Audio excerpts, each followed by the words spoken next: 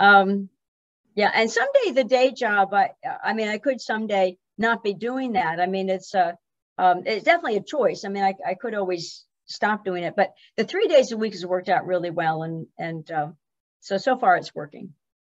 The 5 days a week wouldn't really work because there's so much going on in the town of Woodstock that the 5 days really work. Oh, yeah. I mean, the town of Woodstock could be a full-time job for a part-time salary for sure. Yeah, well, it's kind of gotten that way. Yeah, we got it. Yeah, it's kind of gotten that way because all of a sudden we're it's got things have gotten really busy, but in a good way. It's gotten busy in a good way. So we have Ed, we can hear Connor. I know he's back on mute, and I know we have Jude. We can officially start, and I'm just going to say 6:42 start, and I will let I'll let Ashley know she can truncate. She can truncate the ends of the meetings before she posts the recording, but anyway, but she can truncate. So it is 6:42. I'm officially calling the zoning revision meeting to order. We have Jude, Connor, and Ed. We think we're going to have, I hope we have David, but we'll see. And I hope we have Jeff, but if we do, it will only be for until 7 o'clock. So I will share my screen so we can be looking at things like the agenda, which I will come grab. So our agenda, open the meeting, which we did, adopt the agenda, minute status. I'll be getting all kinds of information out to everybody at some point. I always say that at some point I'll send you, everybody has all these minutes because I sent the ones that here it says that would have been sent, you've already got them, but at some point I'll put them in a huge email and anyway, but there's always been more important things to do. Status of laws in progress. I'll kind of give you status while I go through what the agenda is. Housing Oversight Task Force. We still have our bi-weekly meetings, so every other week we meet. We've had meetings added because we've seen different versions of proposed law, but then we've gone back and answered more questions, and we'll be seeing more versions. So the plan is that the zoning or the Housing Oversight Task Force will give a presentation to the town board to let the town board know what's basically happening with the Housing Oversight Task Force. And then we're hoping that the law will be available, a month or so from now. The idea is the town board will get it first, and then everybody will get it at the same time after the town board gets it. So, well, I'll keep you all posted on what's happening there. Water supply protection. We had a great job has been done on the water supply protection law from way back in the day when Ed was on the team, and then we had that team of 7 that recently took one last look and did the map. All that has been together and sent to everybody as of March 31st. We do expect a resolution at the town board meeting tomorrow to officially move it to the Woodstock Planning Board and the Ulster County Planning Board. So that will be the main thing. So that's what's happening with the water supply protection. We'll be talking about regulating wireless, but I'll jump over that because that'll be the main topic for today. Our next meeting is going to be in 2 weeks.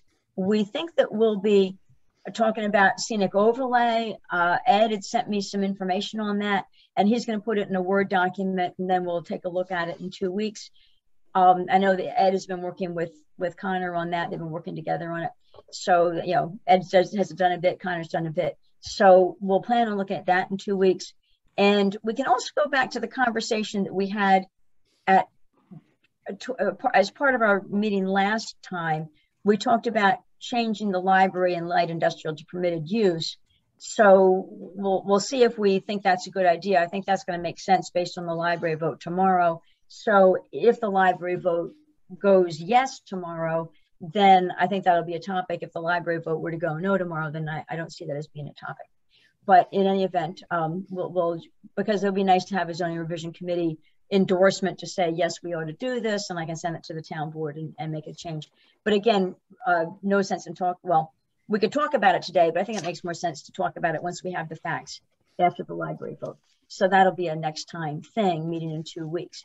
So I did want to point out, and I'll remind people in the future, we do have our meetings the 2nd and the 4th Mondays at 6:30 p.m. on Zoom. I did want to point out some days that I'm out. June 27th, I'm not available. August 8th, I'm not available. If we have a topic brewing that is something that I'm not driving and somebody else is driving, I'm happy to have the meetings happen and it can be driven by somebody else. But unless that happens, we'll just plan that we won't meet on June 27th or August 8th. And of course, December 26th, we're not meeting that day either. And then future meeting plans are in there. So we'll get to those things. Anyway, they're in there. So do I have a motion to adopt the agenda? So moved. Yay, Connor, thank you. Do I have a second? Second. Thank you, Ed. All in favor? Aye. Aye. Yay, yay. Okay, thank you. Okay, so getting back to the regulating wireless. So the excuse me, the plan for that, and Weston says he has some comments, which we'll take in a moment. So the regulating wireless, what I did want to do today is, and I didn't get all the way through it myself, so I'll admit that, but I will say, and I haven't gotten real far through it, but I will say everything I've seen so far does look good. And I did get Ed communicated with me earlier today that, things, he didn't see any big errors in it either. So one question I'm going to ask is, well, I want to get Weston's input, but I'll continue reviewing it. And then I have a couple of comments that I had in there from before that still need to be, I want people's opinion on it. And then I will need to finish my review, but we'll talk about anything anybody wants to talk about with the law right now. I have a note in here that the Appendix 1 and Appendix 2, as we talked about last time, that Andrew Campanelli said, oh, that ought to be included with the law. Well, I agree with Ed's recommendation that we can include it as a file that goes to the town board and can even be on the town website or in the clerk's office. However, it's not going to be, we're not going to send it to New York State and say this is part of the law. So that's where we stand on that it'll be reference files, but not actually part of the law that gets sent to New York State. So people can talk about that if they want anything different there, and then determine next steps.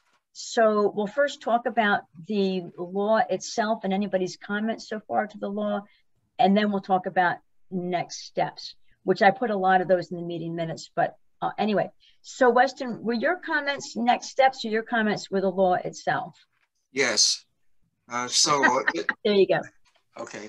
So I know that on page 22, that's how I numbered it out, the FCC compliance report says that an FCC compliance report prepared by a licensed engineer and certified under penalties of perjury will be done per every installation. So my comment was that maybe the town should also hire an independent RF engineer to make sure that what the telecom engineer is coming up with jives with what is actually happening.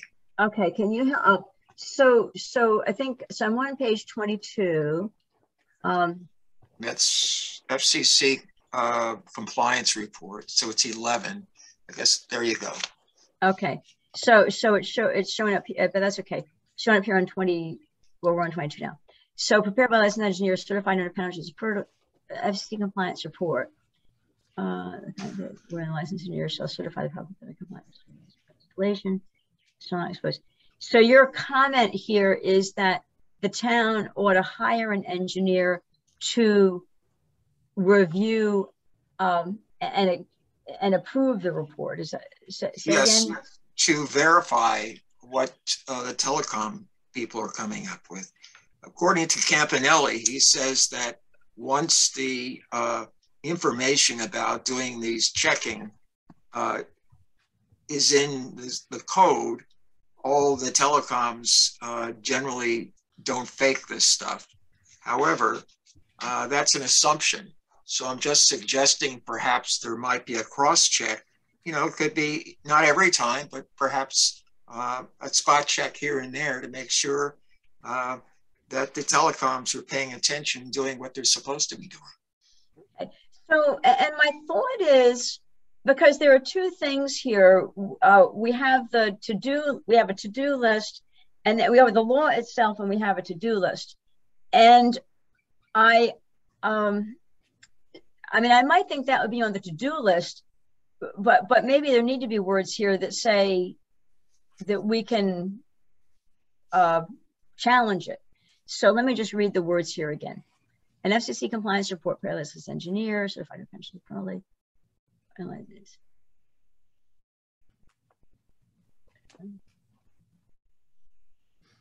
I'm just going to read further and see if there's anything. It is suspected that more than one carrier or users, a calculation, cover page.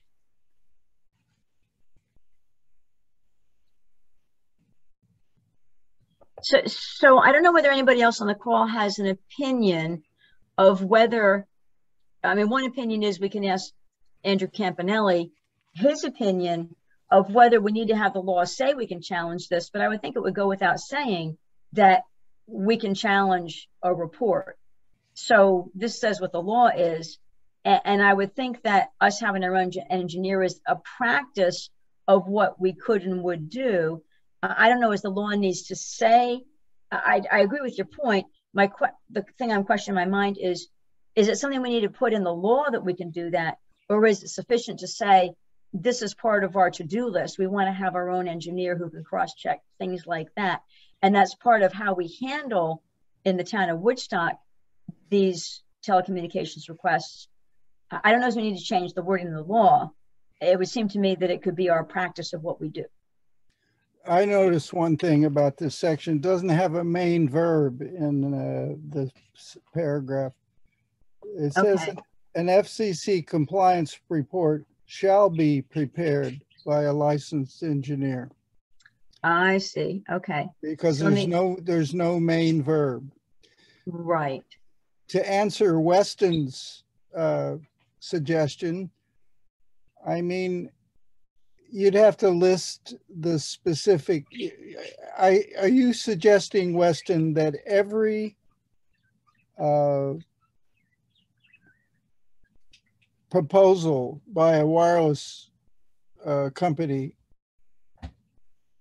have also, in addition to a licensed engineer's report, a licensed engineer hired also or summoned also by the town? Or is it only in special circumstances? Well, I would suggest that the town has the opportunity to do that because we're taking their word, even under, perjury. Well, that's fine, but you have to. Okay. You have to cross-check occasionally. You keep them honest. They say a lot of things. All right. Yeah. Okay, so the language would say the town,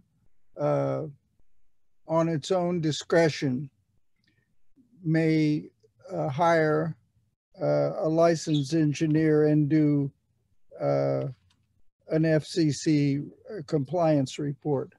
Who will pay for it? They should pay for it. The reasonable costs for this town ordered compliance report shall be borne by the applicant. Exactly. That's what you're suggesting. Yes. We need to ask Campanelli, Laura, if in Calabasas, California, which Campanelli wrote, Mm-hmm. in their telecommunications law, can the town of Calabasas, California, order a separate compliance report? We need to know if this can be done.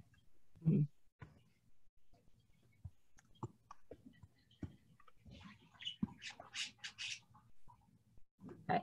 And what I also need to do, I need to do a save as of our file, because I need to be able to track back to it. So this is right now a version 8, and it includes the ZRC. It is 509. Okay. And I'm looking at your thing. I'm actually rereading it too to see where exactly. It's a really long sentence. There's a bunch of really long sentences in this document. An FCC report, licensed engineer.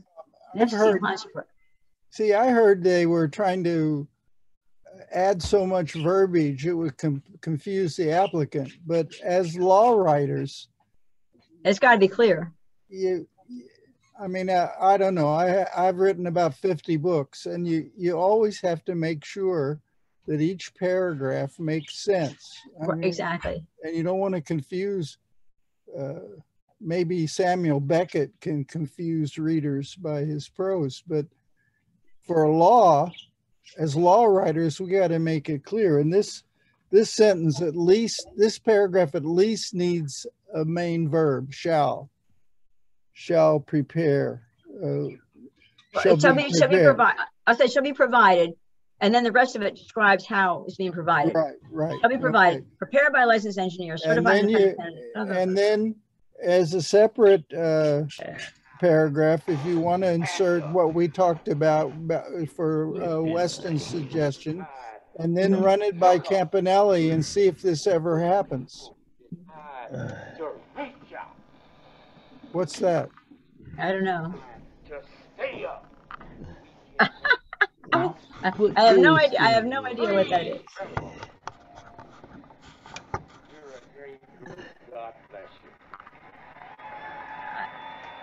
I have no idea.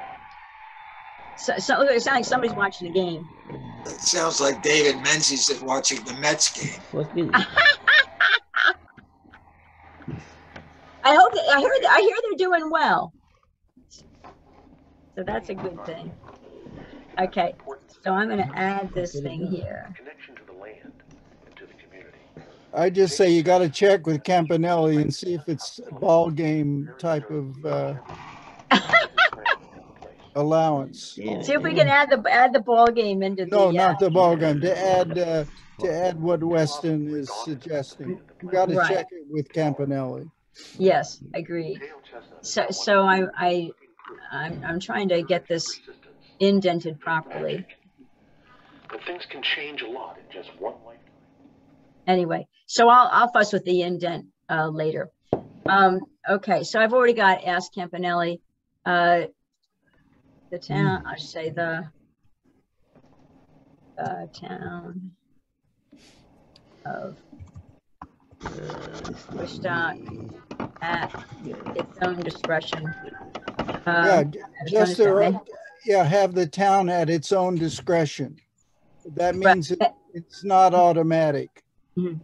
Correct. I'm just going to if there's something suspicious, you don't really have to codify it. You allow your your intelligence to come to a conclusion. So at your own at the town's own discretion should be in the language. Cool. Okay. Excellent. So we've added that, and I've already got an ask Campanelli to. Okay. So I'm gonna actually delete the comment because we've handled that. I think I just want to add a comment to ask Campanelli. You know what I need to do? I need to go back. Ask Campanelli.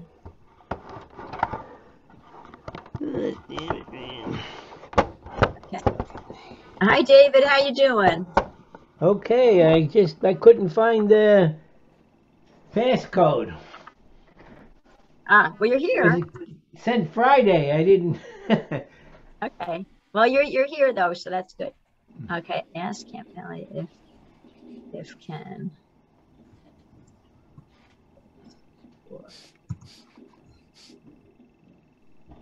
Okay.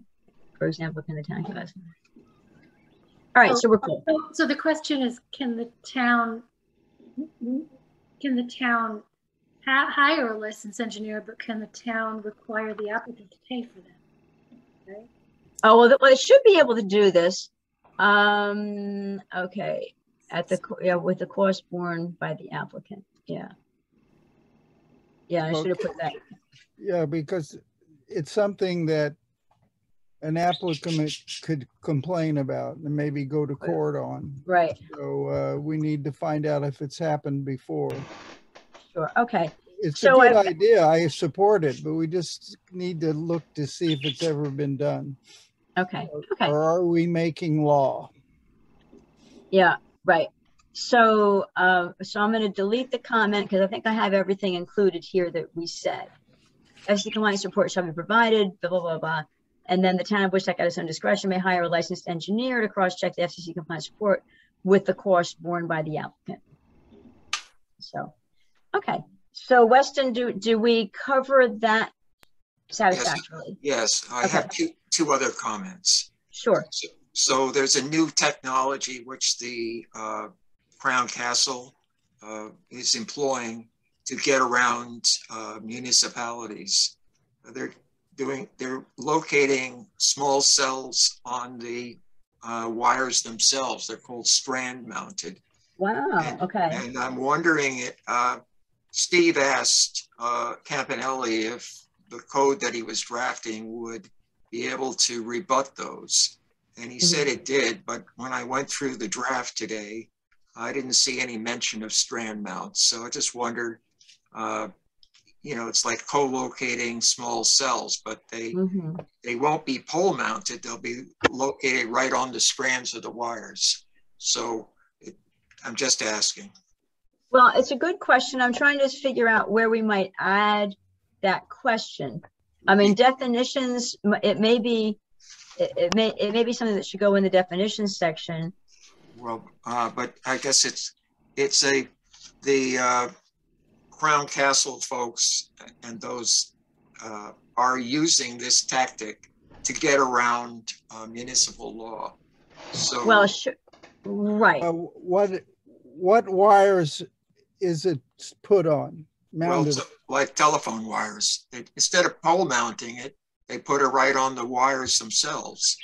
And so that means... well, they can't just put it willy-nilly on a wire without the permission of the wire owner. Well, Verizon owns the wires, right? They own the telephone. No, Spectrum owns its wires. But the telephone company has its own wires. Yes. So they would put it on their telephone wires. Anyway, so it would only be used by Verizon then. Well, but maybe Crown Castle will lease the wires to other carriers. Lease the Verizon wires? Well, they might have Crown Castle Verizon deals with Crown Castle. So Crown Castle may go back to Verizon and say, you can earn extra money if I could lease it to some other carriers. I don't know. Maybe that's a question, Laura, you should ask Campanelli if the law that is currently drafted covers strand mounting. I didn't see anything in the law about strand mounts. Well, that's what I'm saying. I didn't see anything. I didn't either. But the fact is, this is a new tactic, and I just want to make sure that we have some way to make sure that if... how do we know it's a new tactic? Just to ask. Because I've saw it online, and the makers of the technology said this is a great way to get around municipal code. So if for example, go ahead.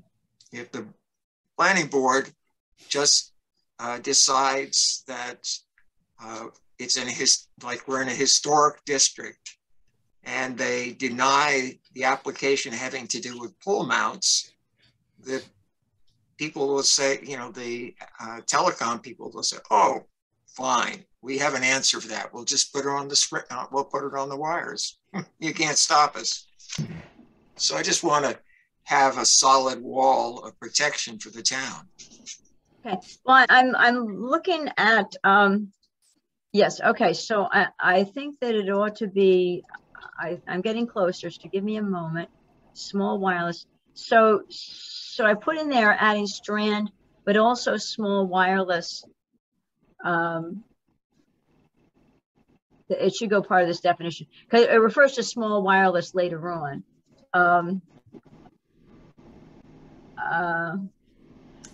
Strand. I can send the group an example, but I can't.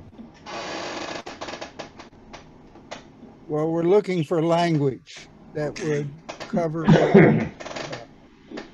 Dave, would you be able to mute yourself? Your phone is going off.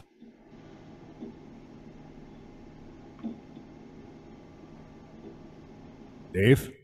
Yeah? I think we need you to mute yourself. Your phone was going off. Something was kept juddering in and out.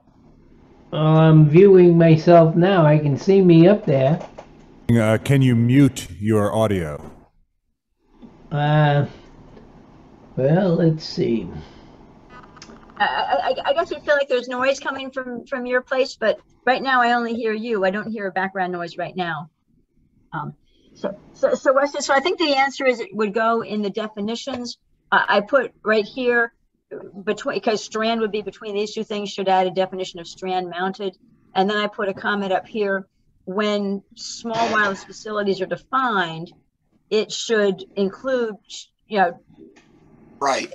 should include it there, because then the other sections refer back to small wireless facilities. So strand mounted should probably be called out in the definition, and then the other sections of the document refer to small wireless facilities, and a strand mounted. Right. So you've captured that. Yeah. Right. If so, include here. So the term is strand mounted antennae. Cell, equipment. Well, what I is refer it? to it as strand mounted cells. Is strand mounted cells the correct way to refer to it? Right. Well, I can't get on to. I think if you search under strand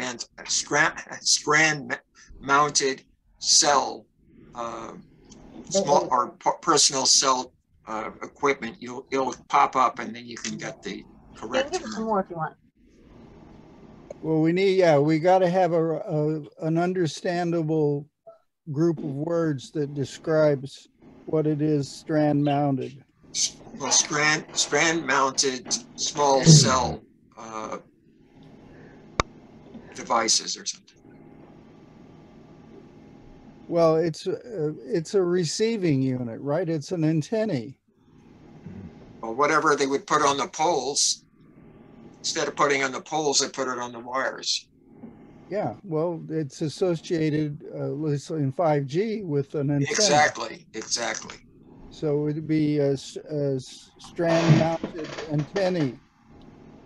But we need to clarify that if that's the correct word. It's strand-mounted something, strand-mounted antenna. All right, well, I'll look it up on my cell phone.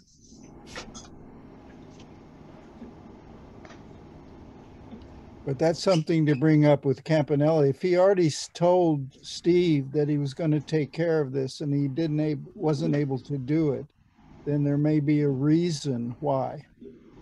Well, I think right now it may be just a matter of the ball's in our court for the document right now, so he might be waiting until the ball's back in his court. All right. Yeah. So Weston, we're just waiting a moment while you do that, I think, right?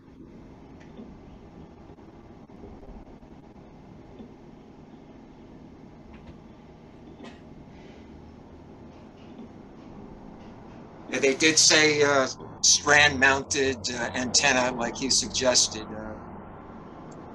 Okay, so they call it strand-mounted cells. They call it strand-mounted antenna. Right, or small cell strand mounts. They also refer to it in that way too.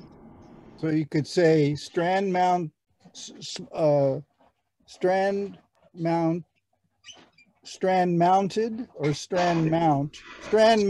antenna. Yes. Or a small cell strand mounts. Right. Okay, I'll say AKA. Okay, so I use that. I'll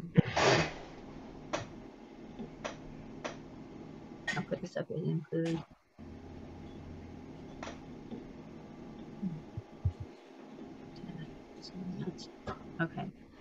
Okay. So I've added that. So we'll get that handled. And Weston, you said you had 3 things. Well, I had one more thing. We never touched the macro cell part of the code. So I'm wondering if Campanelli will have a chance to review that too on behalf of the town. I think he considers that here. The reason being, when you go to the types, I recall him saying from a previous conversation that if something is not small, because he's got the application types, type 1, 2, 3, and 4. Type 1 is co-location of small. Type 2 is co-location, which is not small. That includes large. So he has small and not small. So type 1 is co-location of small. Type 2 is co-location of everything that's not small, which includes large. And then type 3 is new small, and type 4 is new everything that's not small. So he's included large in type 2 and 4.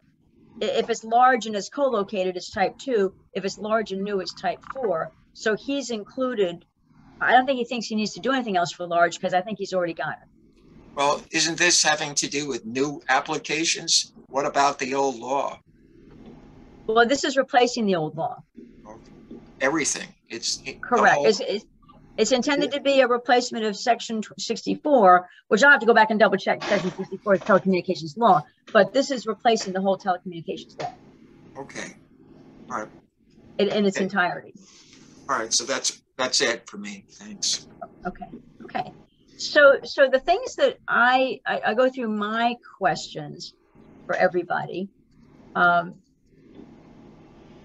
I started on page 12 actually. So this is what I put in. I kind of alluded to this before. I don't know if anybody's looked at it, but I'd like to get an answer.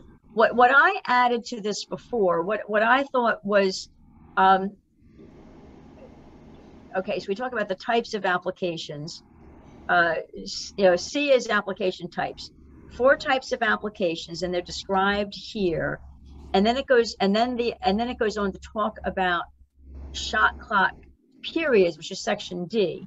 So section C was describing the 4 types. Section D is shot clock periods. And what Andrew had when he gave us the document was he had, I'm going beyond, this is all stuff that I added. He talked about type 1, he goes through what it all is. And then type 2, he goes through what it all is. 3, what it all is. 4, what it all is. And I thought there needed to be a reference, a quick reference, because the wording was the same, almost identical, except for the fact the days were different. And I wanted to have a table at the beginning so you could see at a glance what are all the, depending on what your type is, you got 3 different shot clocks, and you see at a glance the different shot clocks by type. So I added this table, and that's something when Andrew was here, I said, I think there ought to be a table. He said, go for it. And so I added it and sent it to Andrew. He never said he didn't like it. So there it is. But what I went on to do, thinking that the other sections could go away, is I went on to, like, these sections gets all the information. Thinking it might go away, I put a description here of, okay, you have all this information, you figure the type of the application, and then here's what you do. Got water in it. Yeah, okay. And David, we can hear you again. So then these paragraphs talk about what is the planning board and what does the building inspector do? Well, you go in the table of days, response for applicant, you got this many days to issue a written decision. Upon receipt, you got this many days for response to applicant. Then you got the different days for notice of an incomplete application. So I've got information in here that kind of describes the overall process, and then it's kind of repeated for type 1, here you do this and that. So my question is it confusing? What I know what Andrew Campanelli believed is even though these sections, type 1 application says stuff, type 2 says the same stuff, he just plugs in different numbers of days, and type 3 and 4 says almost identical, you just plug in the different days. And the reason why he did it that way is when somebody has an application, they figure out the type, they just go to this section, they don't have to jump up and down to the table, they just go to this section. So my question to people is, I agree with him on that point, and he's written these and he knows how towns work, and that makes sense. So it might be confusing to have these words here, and then you describe it this way, where you look at the table above for the type, but then he describes it the other way. So what I'm thinking is perhaps taking out these paragraphs, because then all somebody has, and I'm just going to, if I just do a delete, if I just delete all these paragraphs, then what we've added, and this is over and above what Andrew originally had, is we do have a table of days allowed for the response to the applicant. So that's what I thought was needed. So somebody doesn't have to read 5 pages to get the big picture here. The table gives them the big picture. And then step 1 is determine the type of application. And then if we skip these paragraphs, that's kind of what I'm thinking, is then just go right to reading the table of application. And I think that that's good. So I think of the copy I sent everybody to look at most recently, I'm thinking just take these paragraphs out. Otherwise, somebody's going to get confused and say, why do you tell me this? And then you say it to me all over again. So my thought is, I think I'm going to take that out, but keep, and I'm scrolling up and down here, keep the table, keep the instruction that says determine the type of application. And then based on the application, you go to the section for the application, delete these words that I think may be confusing. My original thought was you delete these other sections and you just have these words, but I think keeping the other sections makes sense, and therefore these words I think can be confusing. So I'm going to go ahead and take them out unless anybody says no. And so that then we have these pages, so that's good. Why can't the paragraphs you're proposing to take out refer to the table you created, right? Well, they refer to the table, but Andrew thought that we ought to have one section for each type, so somebody doesn't have to read the words and go back to the table, read the words, go back to the table. They just look at the type and it gives them the shot clock information right in the text. I think you should be very careful. I mean, you could put language in there, a sentence saying below refers to information on the table above or something. I mean, Well, I added this. Andrew, none of this was in Andrew's original document. I know that. I understand that. I'm not denying that. Okay. See, I think the table is going to be most useful for the building inspector and the planning board. I think for the applicant, they're going to need to refer to the section to really understand what it all means. Does that make sense? Well, yeah. So I'm just saying, we can get rid of this, and I think it won't hurt anything, or we could keep it, but I think it could cause confusion because they do have to go to the sections. I do think we should keep the sections for each type. Now you go to type 1 section, now you go to type 2. So Judy, you thinking keep in these words, or you thinking take them out? I can't read them right now because of my screen. But, I'm sorry, because they're too small, or because I crossed them? Yeah. Or because I crossed them out? No, yes, that's better. I'm a little confused. You added these words after you added the table, or these were the words initially in the draft? Okay, the words that were in the document was there's one section for each type.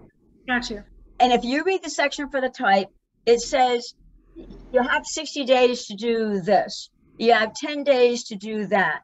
More information about who's doing what, where, when, and why. And then this exact same paragraphs, when you read type 2, it's almost identical. Right. And then you go to type 3 and it's almost identical.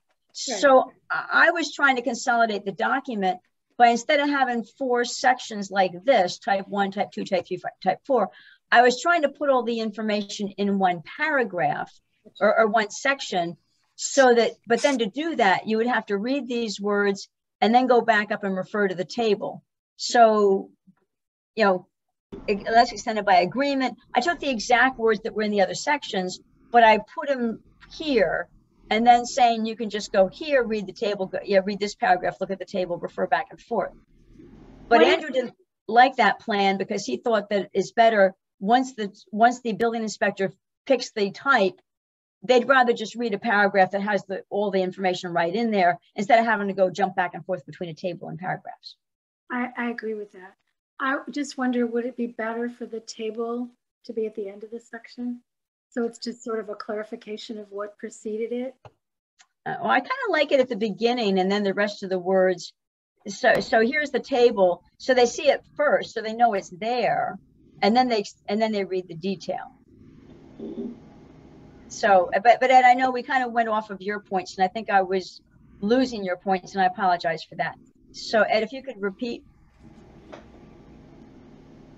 No, I just am leery of taking out language after you add language that isn't really directly the same as what you took out. So,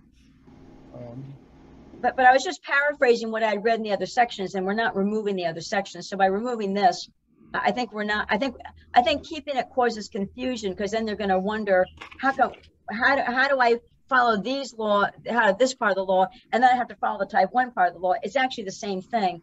And by listening to it twice, but in two different ways, I think that'll be confusion. So because I added it and it's a duplication, it's written a different way, I'm going to delete it so that the duplication won't cause anybody confusion.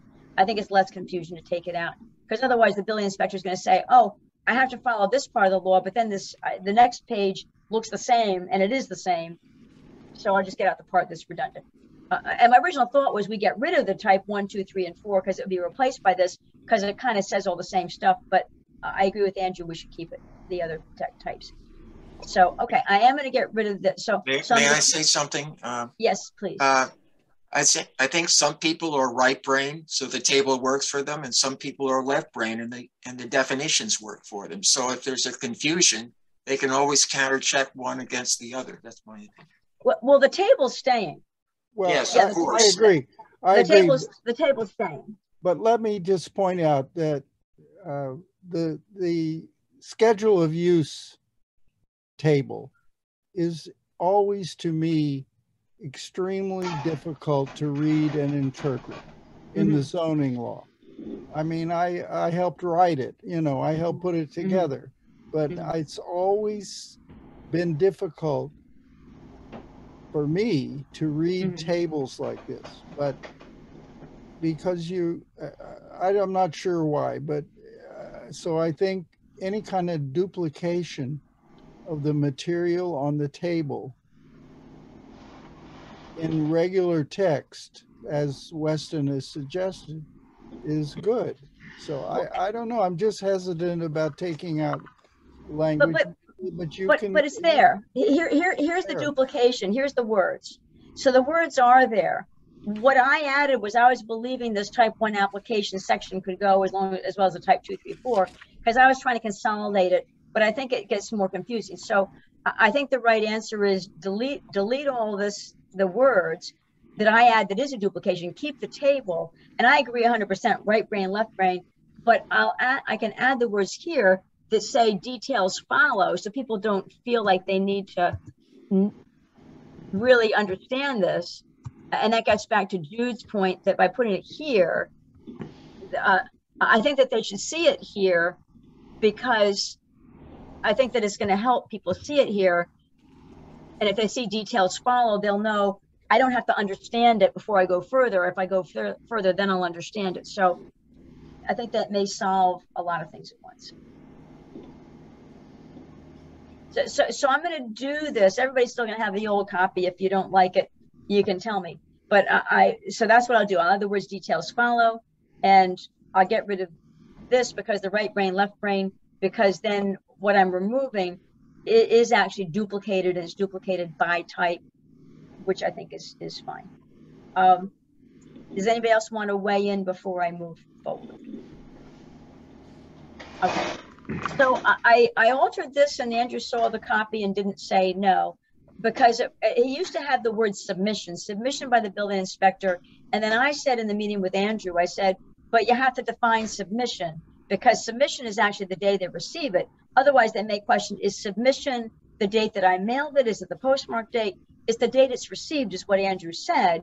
And then I said, well, maybe that should be in the definitions.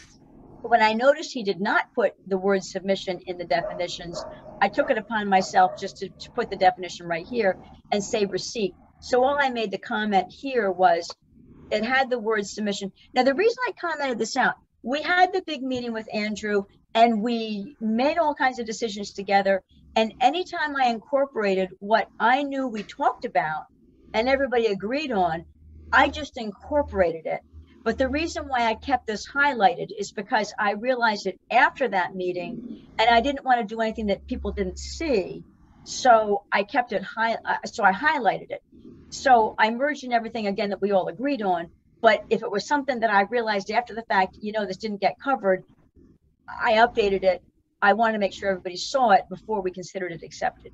So I just changed the word submission to the word receipt. So it's clear it's when the building inspector receives it, not when somebody postmarks their stuff in the mail. And unless anybody has an issue, we'll call that good.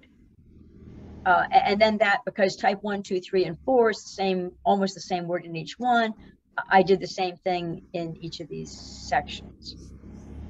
So that's that. The last thing that I had, unless anybody wants to talk about that before, again, it's just a matter of changing the word submission to the word receipt. So I'm going to go to page 39. Almost there. And this is where I think I need Ed. Because the one thing that I realized when I folded all the things in, what I realized had not been answered was the small wireless facility. And I'm going to see if I'm going to zoom. I'm going to try to zoom it to a little bigger so it's easy to read. Okay. So I noticed that we had a bunch of blanks here, and we do need to fill in these blanks. Within all residentially zoned and other, I always say I need Ed, but I need anybody that wants to give me a thought. Within all residentially zoned and other districts, all small wireless facilities shall be set back a minimum of 300 feet from any residential dwelling or, and then we had a blank structure, unless the facility is being installed on a pre-existing pole or there's a blank structure being co-located. How should this 1A here read? Well, you can pick the size, a structure greater than a certain size, or well, we can just say or structure. Maybe we just don't say residential dwelling. We can just say residential dwelling or structure. Maybe we don't have to define what kind of structure it is. Maybe we just say structure. Well, is a dog house a structure? Well, and do we want to have the facility at 300 feet from the dog house? Yeah, dog house I think would be a structure. We look up the definition of structure in the zoning law. I would think it would be. So I'm pretty sure a structure is 8 by 8.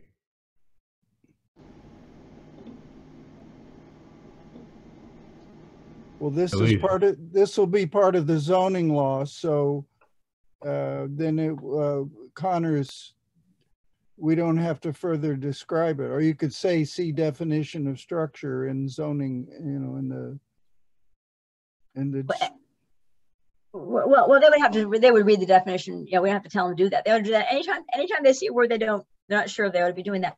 But should we say any structure or residential dwelling? Because residential dwelling, somebody might think residential dwelling or structure, whereas if we structure or residential dwelling, then it doesn't matter whether it's a residential structure, it would be.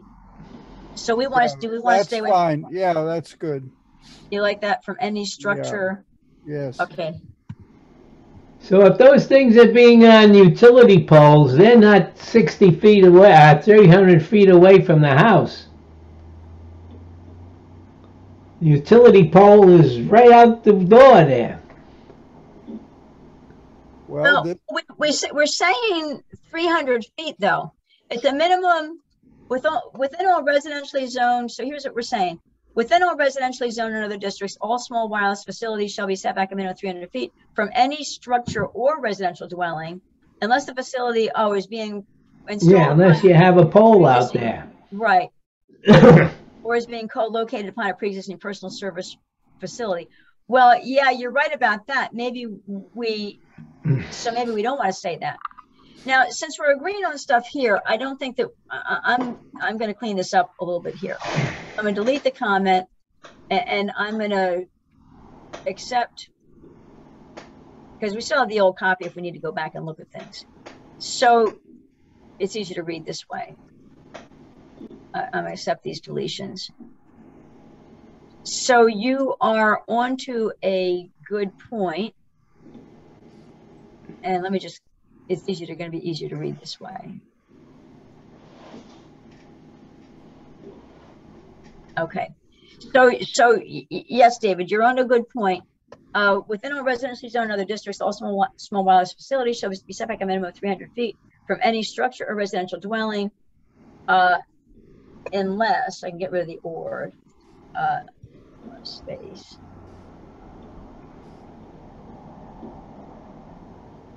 Accept this change. Unless the facility, no, accept that as well. Okay. Unless the facility is being installed upon a pre-existing utility pole or being, so you're saying we don't really want that either, because if the pre-existing pole is, there we go. If the pre-existing pole is right outside your window, you're in trouble. And you're saying that we don't want that either. We should get rid of the unless. We don't care if you have an existing pole or co-location. We would like to just say, no, you can't do it within 300 feet. So David, I think you're recommending that those words go away. I think you better check with Campanelli on that, because you won't have 5G in most parts of the hamlet. You know, what are they going to do? They're going to have to put it on buildings, you know, the little small cells to afford people to have service. So what's the consensus of the group? I think Weston's right. You got to ask Campanelli if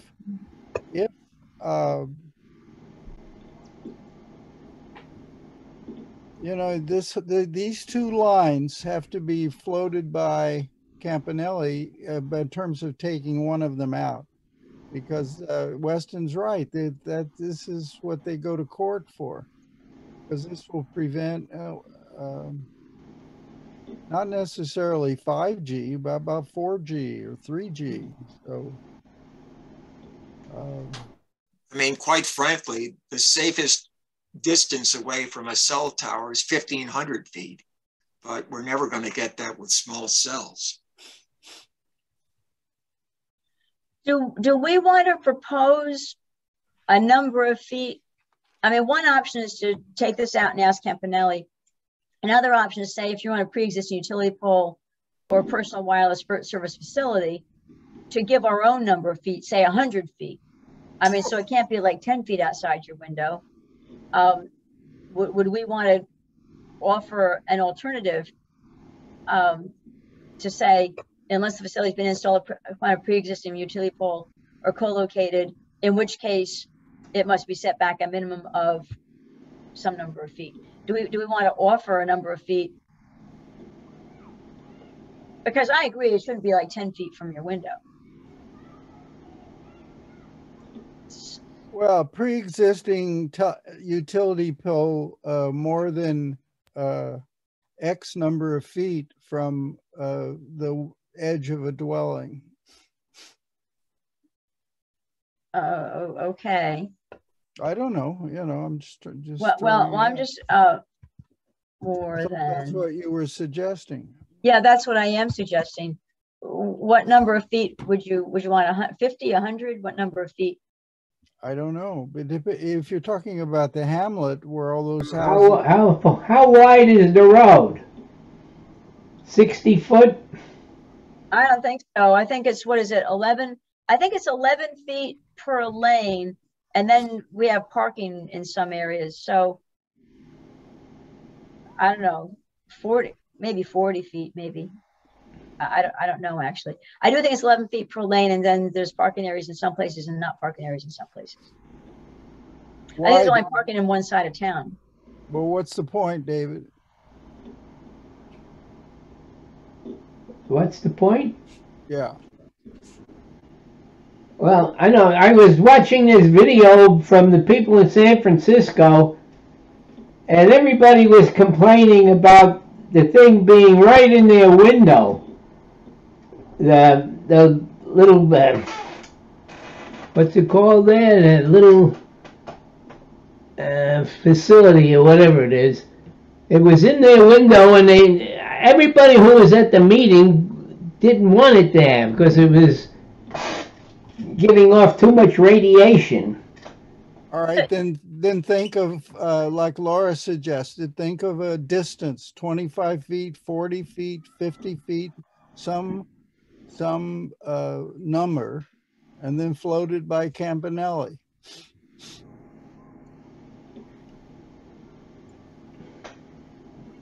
Unless the facility is being installed upon a pre-existing utility pole, no less than 50 feet from the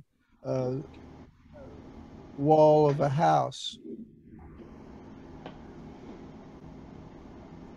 or is being co-located on a pre-existing personal wireless facility, no closer than 40 or 50 feet from a home.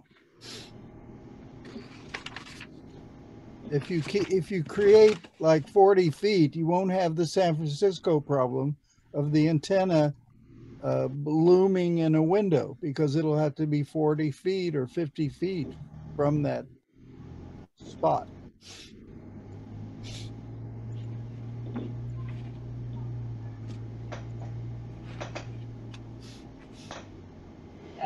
So we'll ask Campanelli if this can be added.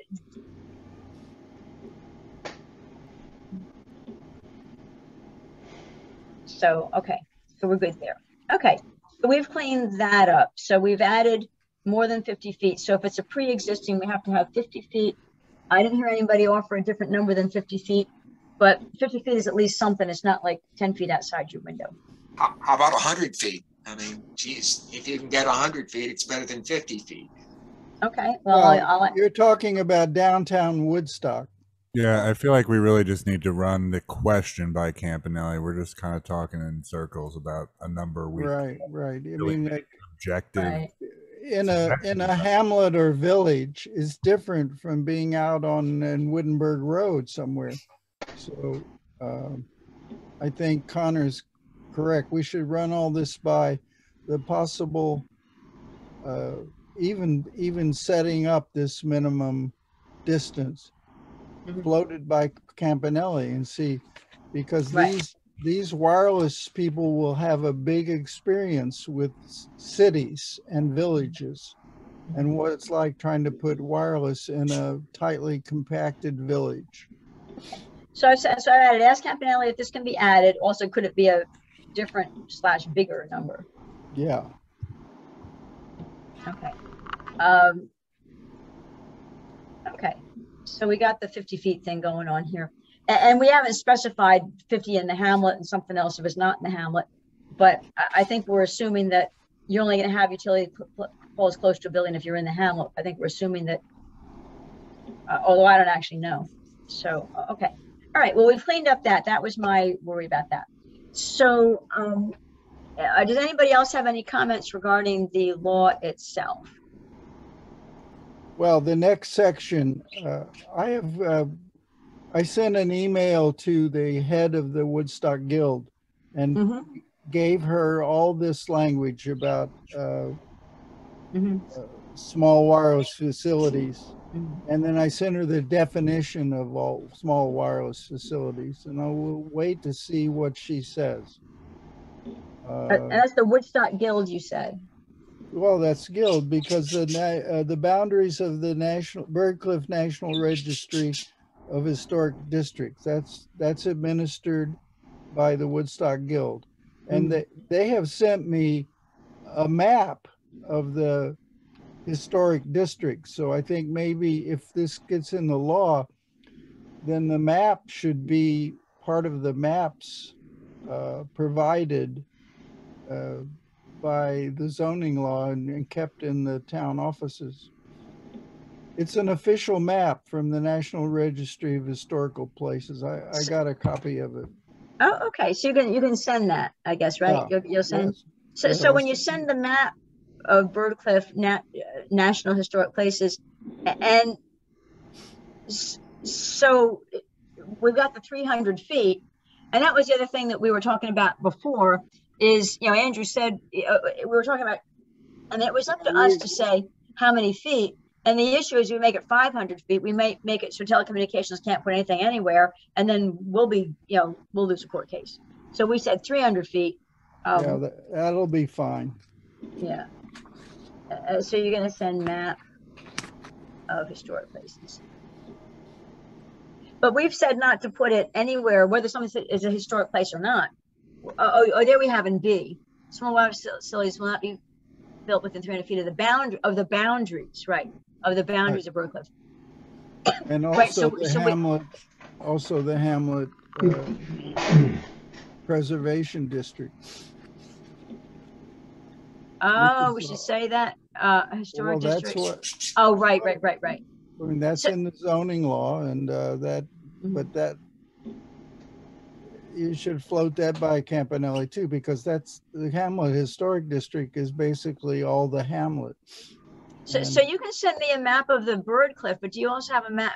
Where would I get a map for the Hamlet preservation?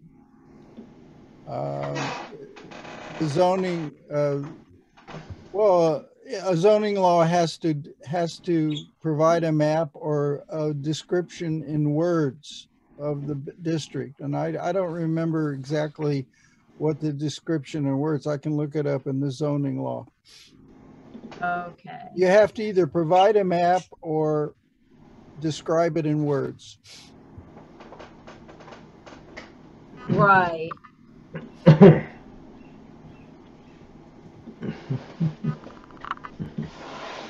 So I'll look that up. Okay. Okay. Alrighty. So good. I'm glad we talked about that. Cool. All right. I'm gonna do a save. And so we're keeping these to ask Campanelli, and as long as I'm accepting changes, I'm gonna. If anybody want to see the red stuff I'm taking out, but this thing, so this we're checking with Campanelli. And I thought I had a comment that said check with Campanelli, but I don't know where the comment went. I got a comment here. New comment, check.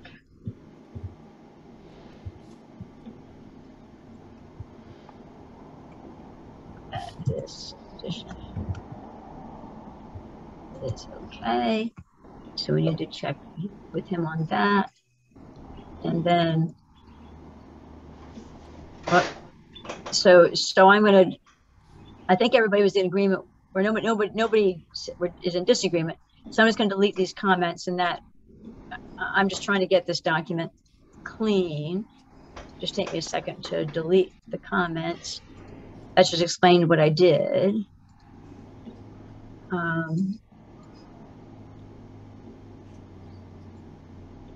Okay.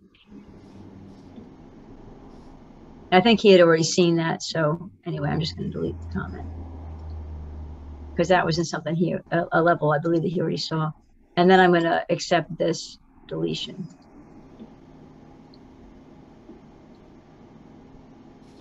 And I'll do that. So now this section,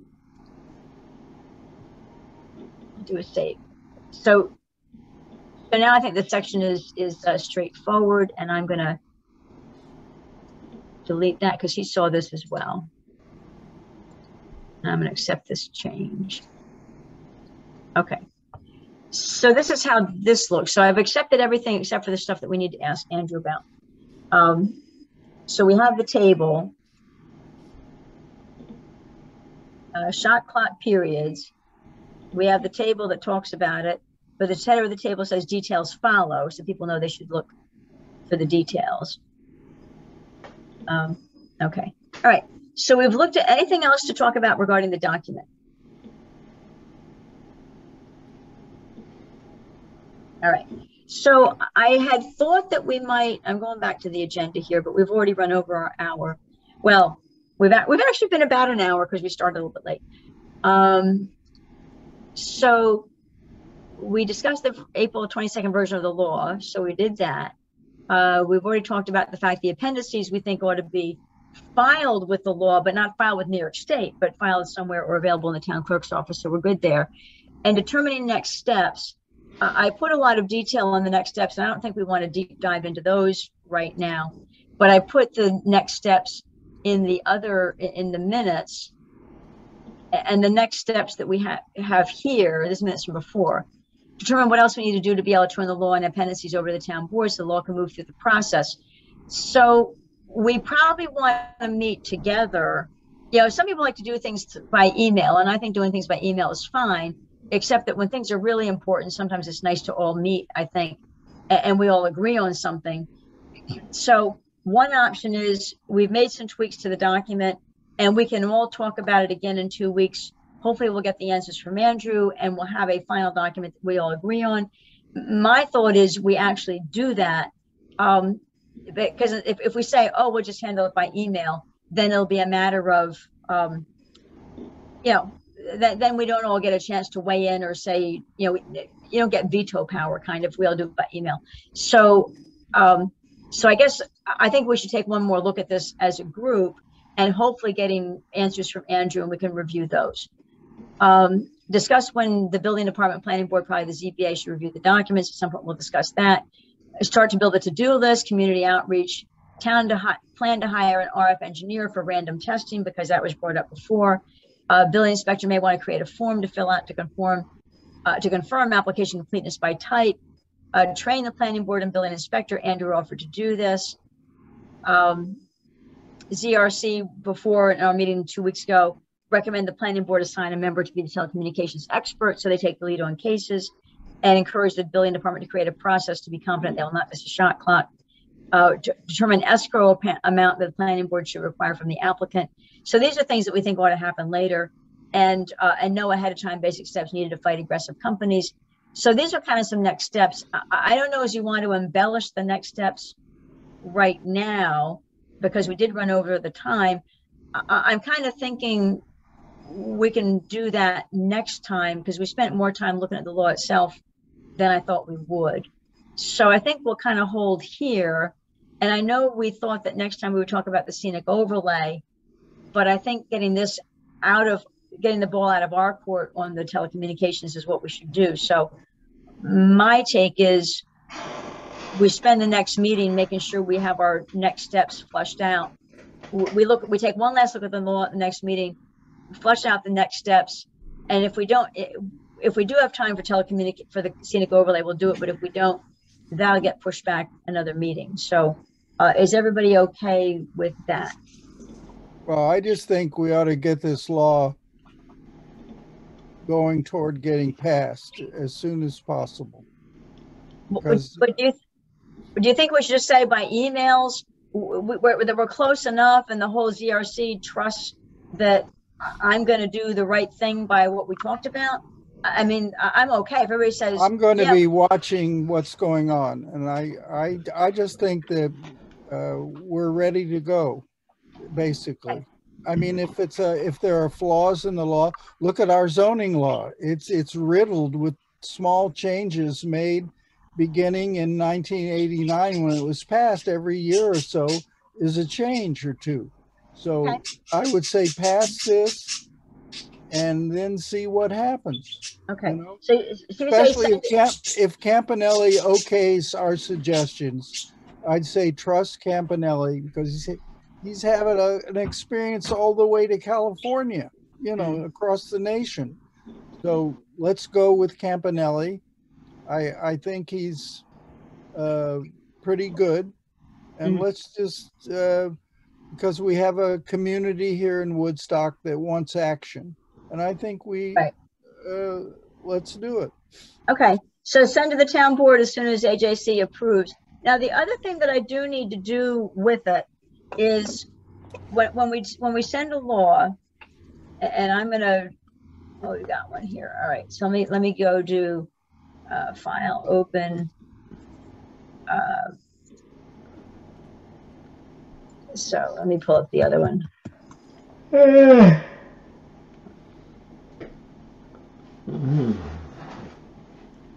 Okay, so this is like the wellhead protection law that we sent forward, and it's in this format.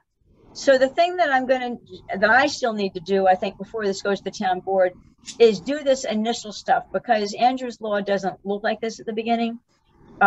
Proposed local law, blah blah blah. Statutory authority, purposes and findings. So it's going to need some of this, and then amendments as follows. So what we have here is Section 3 amendments as follows. What we don't have is all the other stuff. So so I'm just going to have to put some of the stuff at the beginning, and if I find that I need help, Ed, I'll let you know.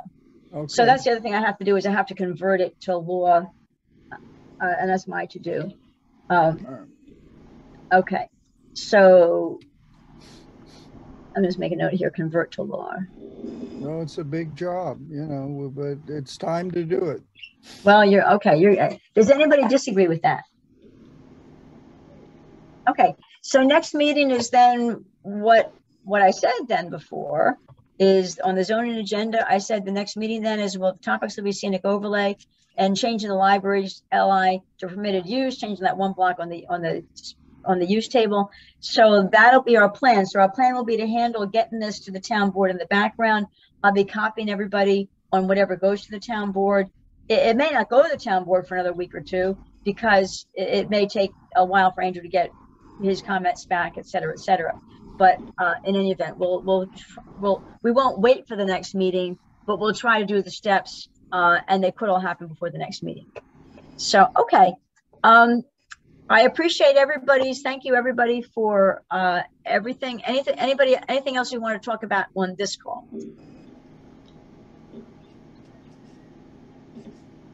Okay, and let me just make sure I have everybody here. Let me stop sharing. Actually, that's always a good thing.